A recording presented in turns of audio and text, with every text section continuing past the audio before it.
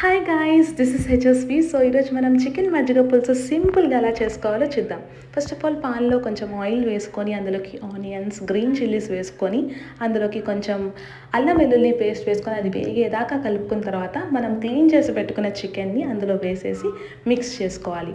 అందులోనే ధనియాల పొడి, పుదీనా, కరివేపాకు, చిటికెడు పసుపు అండ్ రుచికి సరిపడా ఉప్పు వేసుకొని మంచి ఫ్లేవర్ వచ్చేలాగా కలుపుకోవాలన్నమాట.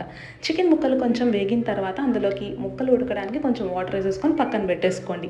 నెక్స్ట్ కమింగ్ టు అవర్ పెరుగులో కొంచెం వాటర్ వేసేసుకొని తగిన ఉప్పు వేసుకొని పసుపు, ధనియాల పొడి, కొత్తిమీర వేసేసుకొని బాగా మిక్స్ చేసుకోవాలి.